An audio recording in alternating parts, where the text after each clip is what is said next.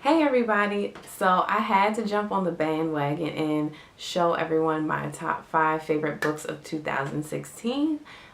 These are the books that I read in 2016, and while most of them came out this year, a couple of them did not.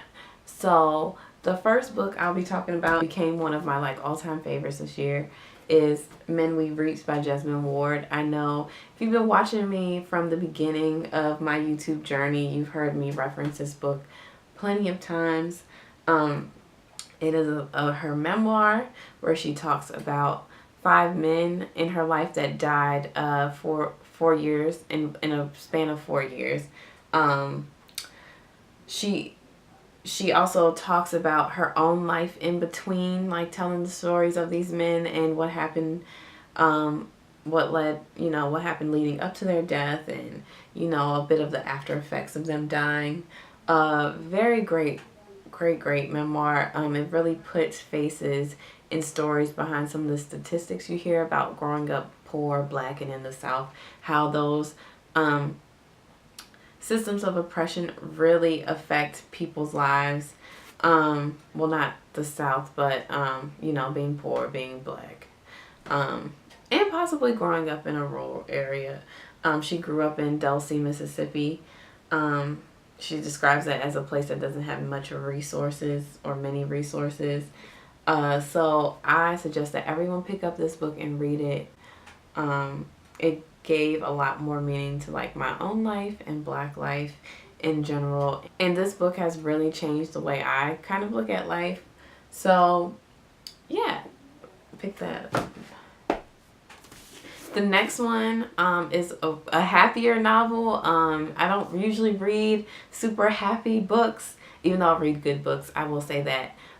This was good and it was a happy book. Shadow Shaper by Daniel Jose Older.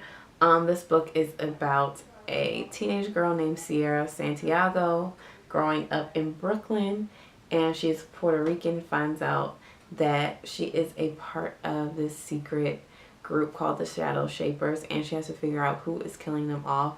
This is a young adult novel. I was not a fan of young adult novels until picking this book up.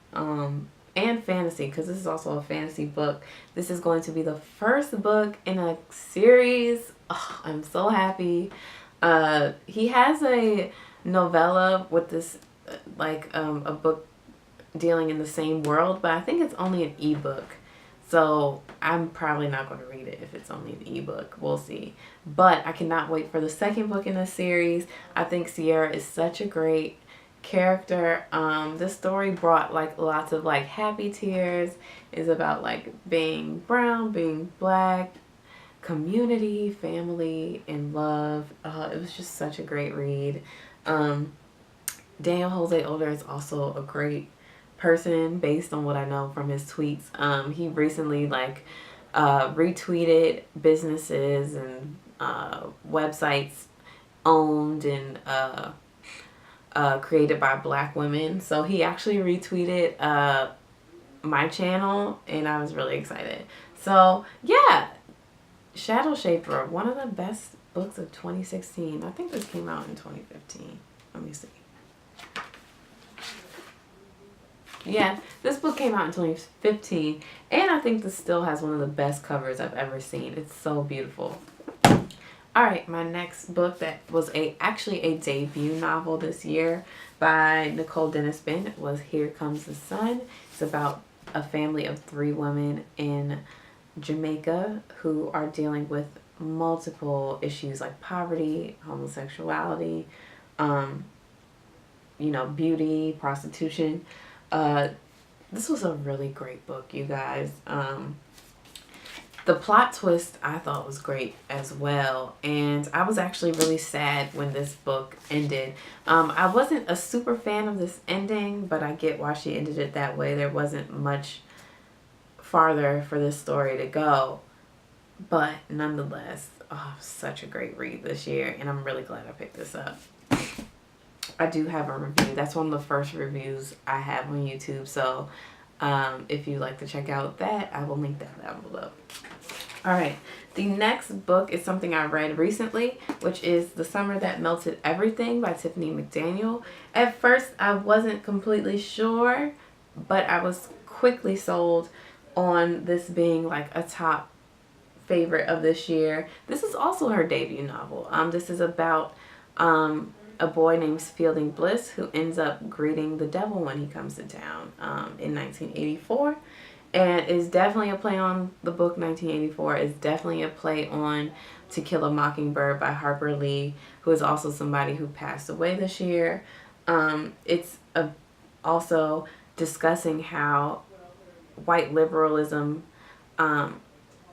fails without actually loving the people you are supposedly being allies with or being POC for. That being POC, politically, I said POC, that's people of color. PC. Being politically correct is not enough, and we need more. We need love. We need a change of heart, a change of thinking in order to change systematic oppression. And I appreciate this book because she's also a white woman who is definitely talking to white people in this book. I think this is a good example of how if you are white that you can talk about race. It also talks about religion too, in the context of being white and using white characters, because I feel like some people act like that is not possible. It definitely is, and you should pick this book up to see how to do it. Alright, and so my last and final book also came out this year, and it is nonfiction. It is Another Day in the Death of America, A Chronicle of 10 Short Lives by Gary Young. This is about Gary Young as a reporter. He reports out of the UK.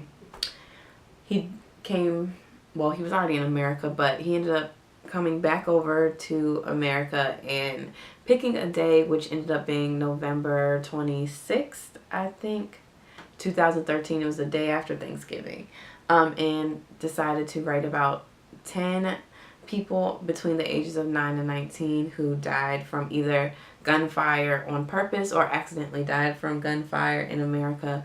And while it definitely is not a book about gun control, he talks about how America, you see through this book, how America doesn't really have gun control and the other kind of systematic factors that play a role in the lives of these children who were unfortunately killed through the hands of gunfire. So it's definitely sad. It's not an easy read, but it's definitely a good read and one that I've thought about and still think about after I've read it. I would definitely suggest you pick this up if that sounds like it's up your alley. And I think this sums up my reading year. It was definitely a great feeling doing this with you guys, with the people who watch me on YouTube, and I thank you so much for being a place and being so welcoming of like book discussion and other discussion as well. You guys have been so good to me as I started this journey back in July of this year, and hopefully we'll continue this journey into 2017 and beyond. So let me know some of your favorite books of the year, if any of these that I showed you were your favorites. Alright, and thanks again for watching me, and have a wonderful